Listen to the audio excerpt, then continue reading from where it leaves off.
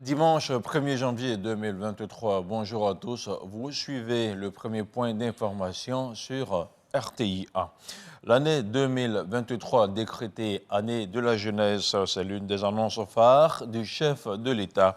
Samedi soir, dans son adresse à la nation, le président Alassane Ouattara a souligné que les jeunes bénéficieront de mesures incitatives, des mesures qui devraient améliorer leur employabilité. Je vous propose d'écouter un extrait de son adresse à la nation.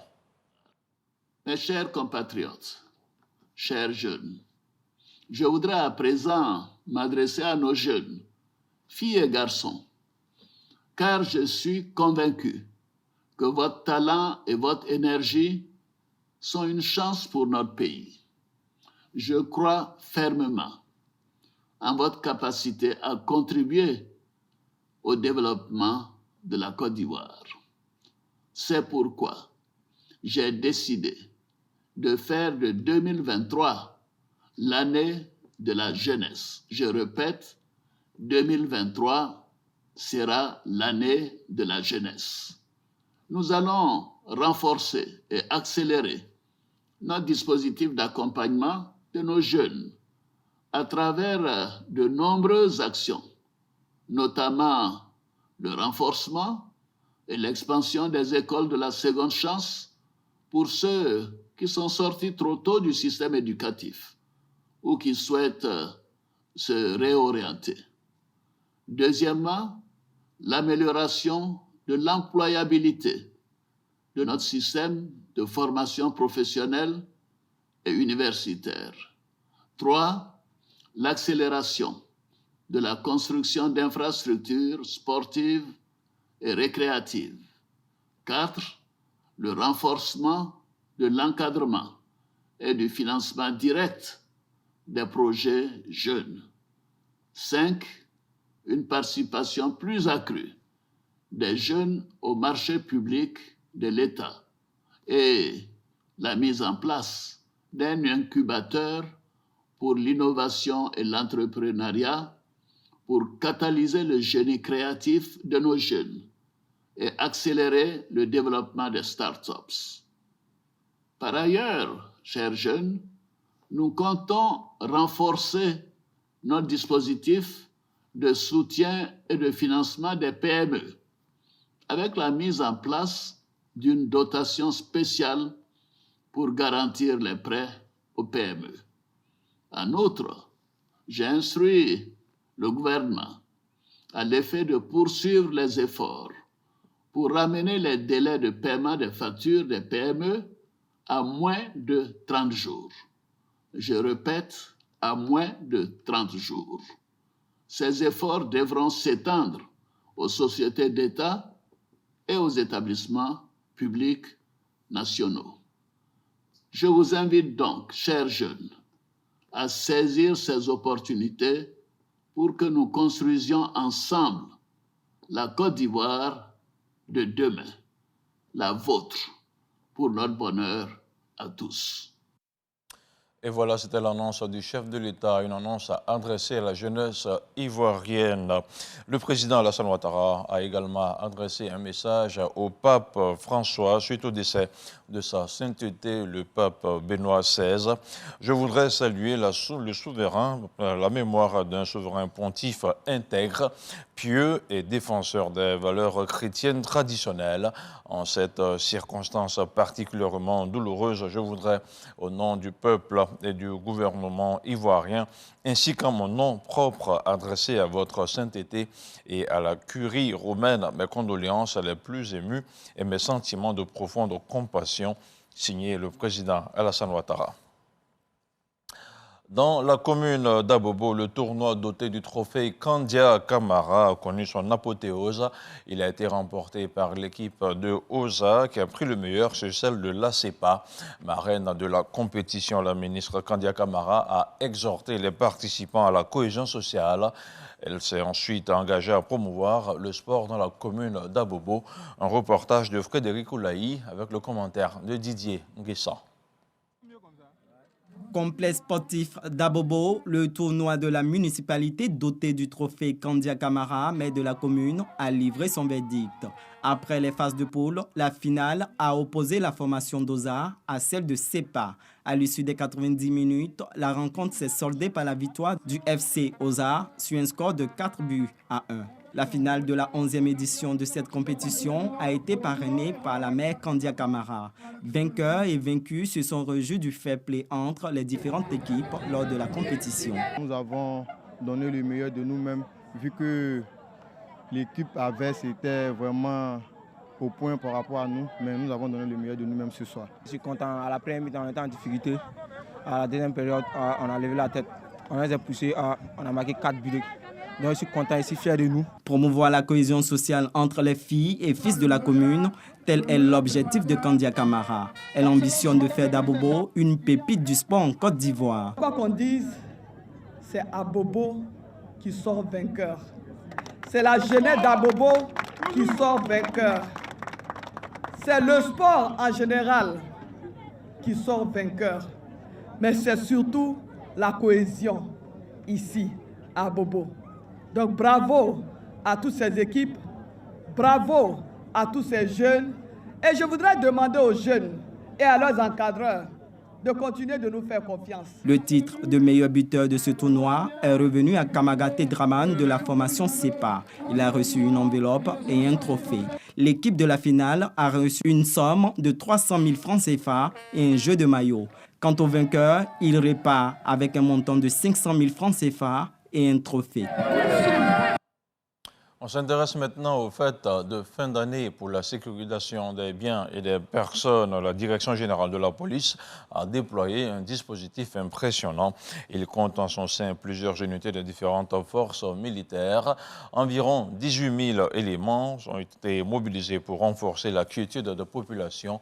Un reportage de Walter Amadou Ouattara. Préfecture de police d'Abidjan. Un échantillon des différents corps rassemblés aux ordres du directeur général de la police nationale reçoit d'abord des encouragements pour le travail abattu. Puis, à l'attention des représentants des 18 000 éléments mis en mission sur l'ensemble du territoire national, l'instruction du ministre de l'Intérieur et de la Sécurité est claire. 24 heures par jour, pour que les citoyens de ce pays puissent dormir en paix. Je voudrais vous féliciter pour chaque acte que vous posez. Mais il y en a qui sont assez spectaculaires, qui méritent d'être évoqués. Je voudrais revenir sur la saisie de plus de 2 tonnes de cocaïne, quantité évaluée à plus de 41 milliards de nos francs. Noël s'est déroulé sans aucun incident, dans la ferveur totale. Bravo à vous. Jusqu'au 2 janvier, vous êtes engagés dans la sécurisation du territoire. Prenez votre travail au sérieux comme vous l'avez toujours fait. Le chef de l'État compte sur vous, le Premier ministre compte sur vous. Nous avons confiance en vous et nous savons que vous serez comme toujours vous l'avez été à la hauteur de l'enjeu. Au nom des troupes, l'administrateur de police, Youssouf Kouyaté, s'engage à assurer pleinement ce devoir professionnel. Et croyez-moi, monsieur le ministre, nous sommes engagés. Nous restons debout. Le 2 au matin, dans mon compte rendu de 7 heures, je prends l'engagement de vous remettre une Côte d'Ivoire entière, 322 000 km². Le général de corps d'armée, Wagondo Diomandé, a successivement visité le groupement des sapeurs-pompiers militaires à Adjamé et la préfecture de région au Plateau. Dans cette commune, le ministre a fait une escale à l'un des 13 postes d'alerte de premier secours érigés à Abidjan. En aval et en amont encore, l'État a pris toutes les dispositions pour que les citoyens puissent faire la fête en toute sécurité. Environ 600 lieux de culte, dont 180 à Abidjan, seront sécurisés et 593 carrefours, y compris 304 à l'intérieur du pays, bénéficieront d'observations préventives. Toutes ces mesures pour permettre aux populations de passer des moments festifs en toute quiétude. Autre chose à présent, une campagne de promotion des bonnes pratiques dans la gestion des déchets a été lancée depuis le 20 décembre dernier. L'initiative vise à faire de nos villes et de nos quartiers des sites propres pour un environnement agréable à vivre. Les détails avec Grace Kando. Les fêtes de fin d'année, avec leur corollaire de déchets ménagers, souvent source de maladies, préoccupent. Pour une meilleure gestion et conditionnement des ordures, l'Agence nationale de gestion des déchets, ANAGED, mise sur la sensibilisation. Cibles visées, tenanciers de restaurants et maquis sont aussi concernés, les gares routières et les marchés.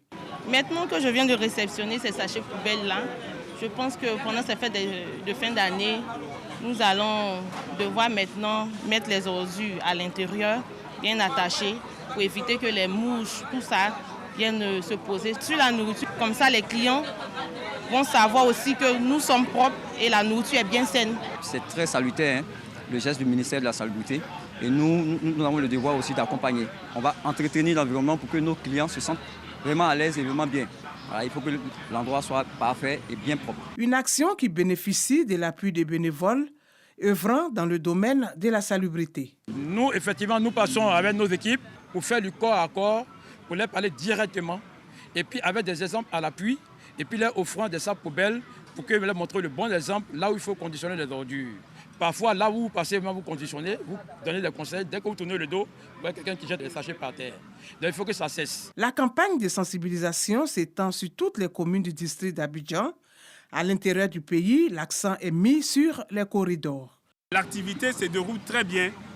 Et nous constatons que les Ivoiriens s'intéressent beaucoup plus à tout ce qui est salubrité. Nous installons progressivement des comités de salubrité pour pouvoir faire le suivi. Démarrée le 20 décembre, la campagne de promotion de bonnes pratiques de gestion des déchets en période de fête de fin d'année va se poursuivre jusqu'au 4 janvier 2023. Dans le reste de l'actualité au Burkina Faso, la tension a baissé d'un cran dans le Centre national d'entraînement commando et de formation aux opérations spéciales. Un camp où des soldats ont manifesté vendredi dernier en séquestrant certains de leurs supérieurs hiérarchiques. Des sources sécuritaires évoquent un mouvement d'humeur de soldats qui réclamaient leur prime d'alimentation. Et puis 13 migrants marocains ont été retrouvés morts après le naufrage de leur embarcation au large des côtes du sud-est du Maroc. Leur bateau de fortune se dirigeait avec 45 passagers vers les Canaries, les îles Canaries, une destination que tentent de rejoindre de plus en plus de migrants africains. Une route périlleuse qui a déjà fait près de 7 700 victimes sur un total de 11 200 migrants morts ou disparus qui tentaient de rejoindre l'Espagne. Voilà qui referme ce point d'information. Merci de l'avoir suivi. Je vous retrouve ce soir à 23h et bonne année.